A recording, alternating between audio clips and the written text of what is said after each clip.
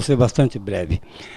Nós tivemos o privilégio de visitar o assentamento lá de Itapeva. E as escolas, a escola pública de lá, os alunos, eles alcançam o ID, que é o Índice de Desenvolvimento. Eu gostaria de saber se nos outros assentamentos acontece a mesma coisa, só isso.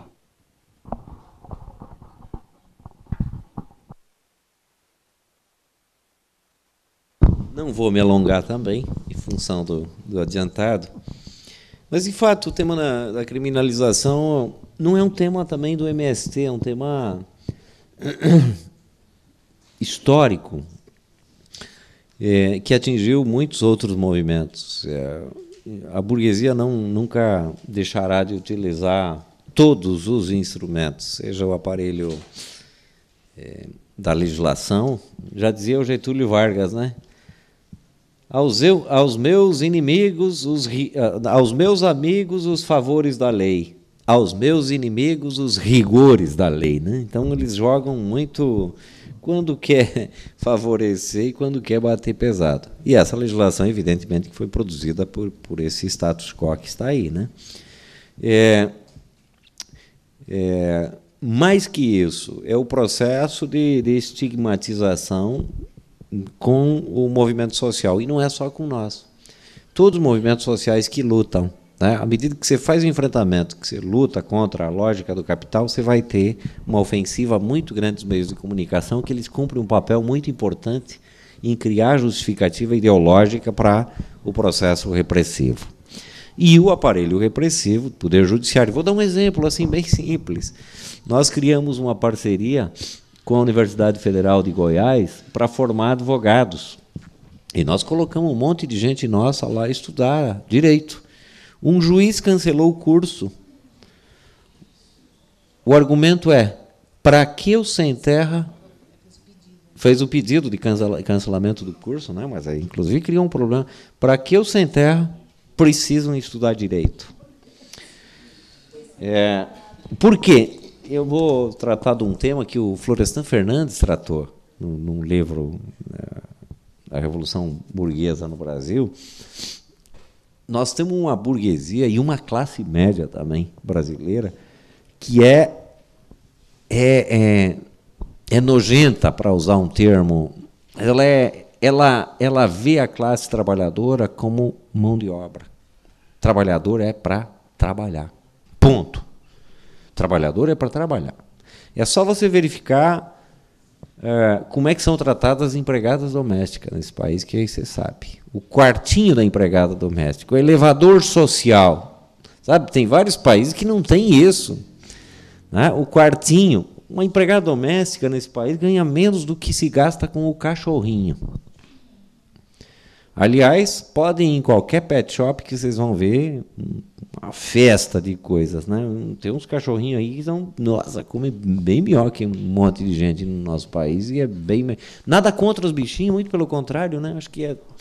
Mas o que eu estou querendo dizer é que a forma como se trata um trabalhador nesse país é essa, preconceito, até com o Lula. O Lula fez um monte, a burguesia nunca ganhou tanto dinheiro. Mas ainda tem preconceito, porque ele vem da classe trabalhadora, tem um dente cortado, não fala bem português, é meio enrolado da língua. Tá louco, é um negócio complicado. Então, veja, parece, eu brinco com a nossa turma, que no meu RG está escrito assim, Gilmar Mauro, nacionalidade sem terra. Então eu não posso estudar, eu não posso falar, minha nacionalidade é ser sem terra.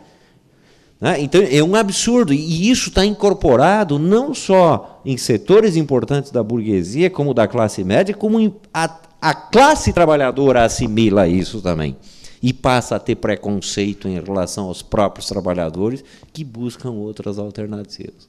Como que a ideologia burguesa se esparrama.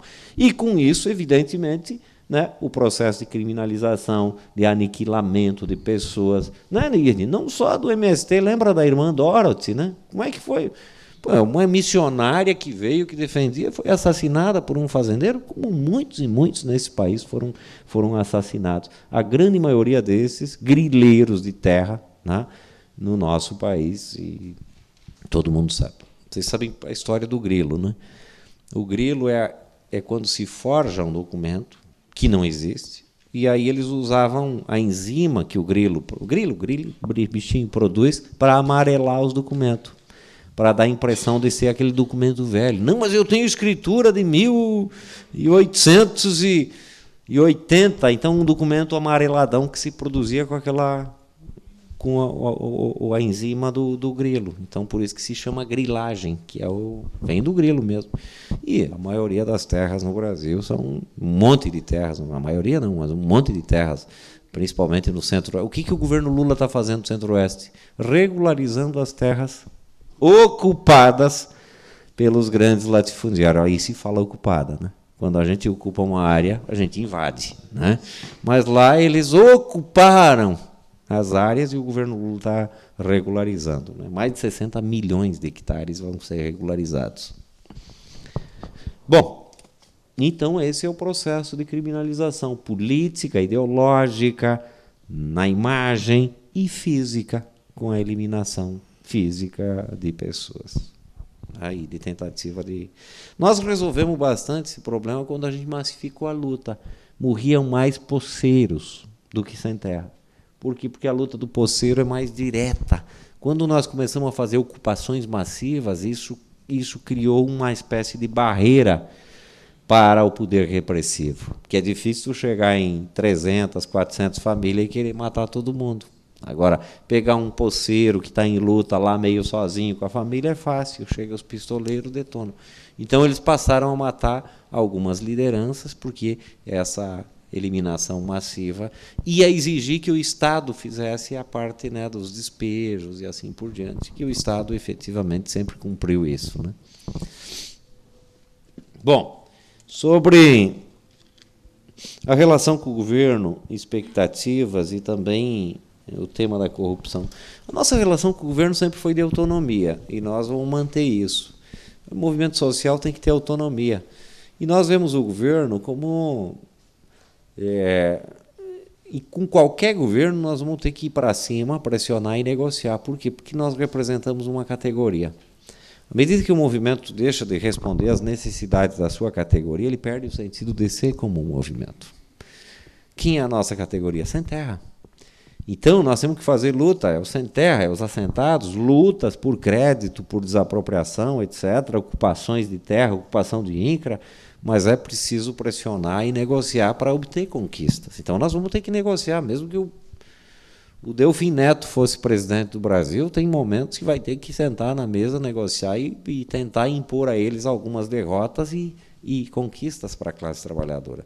Eu nunca criei a ilusão de que o Lula faria a reforma agrária, embora ele em discurso tenha dito, vou fazer a reforma agrária numa canetada, né, ele dizia. A caneta quebrou faz tempo, né, porque não fez. Até porque não se faz reforma agrária numa canetada também, né? Então, nós nunca criamos a ilusão de que pudesse fazer a reforma agrária. A reforma agrária é fruto de um processo de luta, de classe intenso. No entanto, nós esperávamos que pudesse avançar mais. Né? O Lula chamar os usineiros de herói, né? Tenha paciência, né? E chamou. O investimento que foi feito no agronegócio, né? O pouco caso que foi feito, o tema do índice de produtividade, não alterar o índice de produtividade, mas os caras não são os modernos, não é eles que produzem tudo, por que são contra alterar o índice de produtividade que foi estabelecido nos anos 70? Um índice que propõe que, tendo um boi por hectare, está produtiva a terra. Ué, mas eles não dizem que estão na modernidade, que nós somos o atraso, que se a gente conquistasse não alimentaria a população? Por que são contra, então? Mas são contra o índice de produtividade. Porque, na verdade, a grande maioria não é tão produtiva assim também. Então, aquela lábia que nós produzimos, a maioria da produção de alimentos para o povo brasileiro é a pequena agricultura que produz e não a grande. E a maioria dos empregos gerados na produção é a pequena agricultura que produz e não a grande. Eles produzem para exportação. Mas eu vou pegar... Produzem com um custo altíssimo.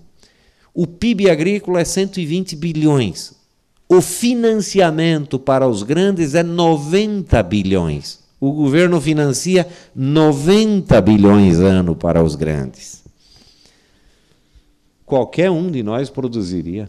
Aliás, grande produtor não existe. O que existe é a classe trabalhadora produzindo. Esses grandes nem moram na roça, nem trabalham lá e nem fazem porra nenhuma de produção. Quem produz, de novo, é o povo, né? E eles exploram a força de trabalho. Então, é isso, né? Que efetivamente acontece no nosso país. E o governo Lula, eu acho que criou uma expectativa que foi frustrada. Na reforma agrária foi frustrada, mas foi frustrada em outras áreas também.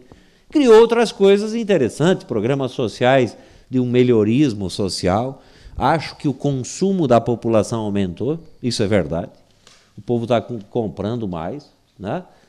Um bocado está endividado pra caramba e vai ter problema, né? É o financiamento em 10, 20 vezes, o carro em 60 vezes, que o cara paga 2 carros ao final desse. Então a burguesia está ganhando um monte de dinheiro.